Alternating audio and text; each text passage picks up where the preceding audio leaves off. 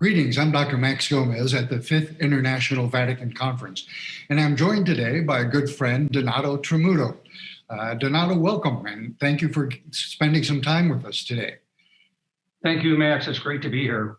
So let's start out with we all go to a number of different conferences. I know that you do, and they often tend to be relatively narrowly focused on a disease, a problem, and so forth.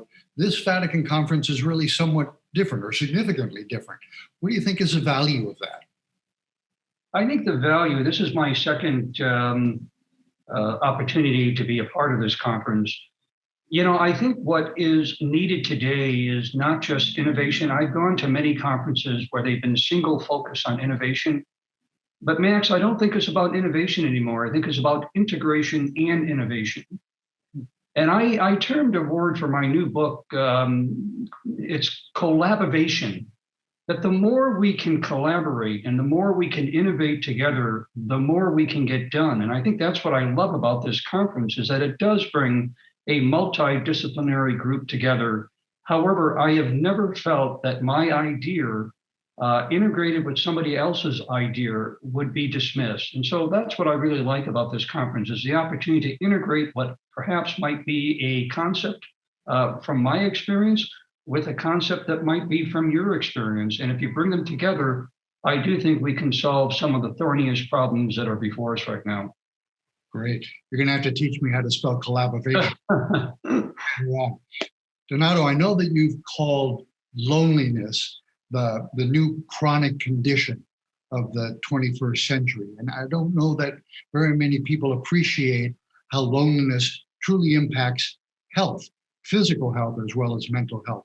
Tell me what you mean by that, though, and what are things that we might be able to do to help solve that problem?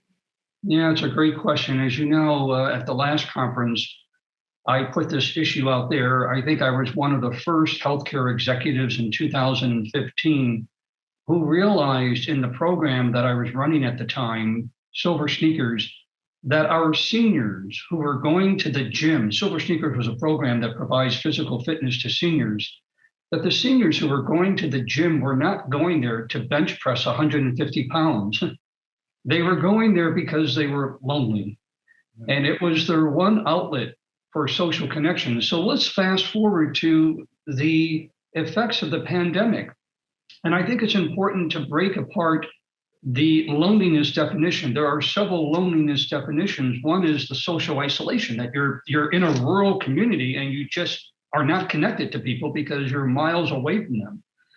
But there are several other definitions that have emerged. And the other one is you could be in a group of 100 people and you feel lonely.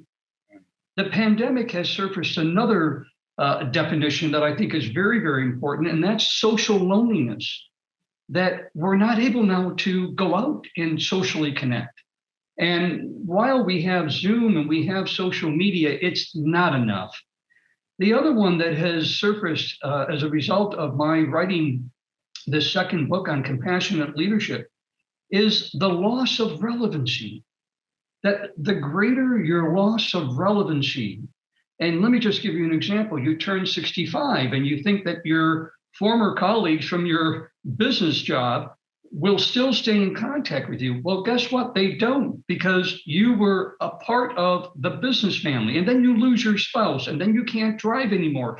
The escalation of your sense of relevancy creates an enormous increase in loneliness. And so we now know that if you are indeed identifying yourself as being lonely, that the toxic effects are equivalent to the smoking of 15 cigarettes per day. You don't even have to smoke anymore to feel the impact on your health. And so I think that it is incumbent upon all of us now, especially with this pandemic, that it's not just a problem with the older population. Generation, the younger generation are feeling just as much separation and loneliness as the older generation. Your question about how we can address this. The good part, Max, is that we don't have to reinvent the wheel here, is something that I did a year ago. I was watching Facebook, and a month after the pandemic, I was observing that many of our young scholarship recipients were posting messages on Facebook and Instagram that led me to believe that they were having significant mental health challenges. And I launched something called the Inspired Chat Calls that are held every single week. And social media and the technology of internet can be good if we promote good platforms. And so each week we gather 30 or 40 young, middle-aged, older people together, and we spend an hour just sharing the experiences that we're feeling at the moment as a result of the pandemic. And we talk about anything and everything. That's been helpful to that group. Being able to just pick the phone up, and I believe that the more we can ask about someone's story, stories matter. It helps to validate that individual's why and that individual's relevancy. And so there's some very simple steps that we can take. And the other step is, quite honestly, we need to make it okay to acknowledge that you are lonely.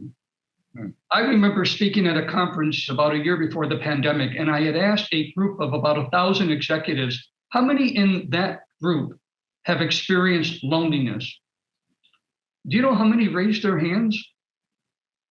Only a few, until I revealed that as a executive who has a loving partner, who has a loving family, many friends, I'm an author, I have 2 not-for-profit foundations, that I have experienced loneliness. And at that moment, people started raising their hands. And so we need to take the step of making it okay to acknowledge that you are feeling lonely. Donato Tramuto, that is such important information. And hopefully we can continue to destigmatize, if you will, loneliness and try to do something about it. Thank you for your time today. We truly appreciate it. Thank you, Max.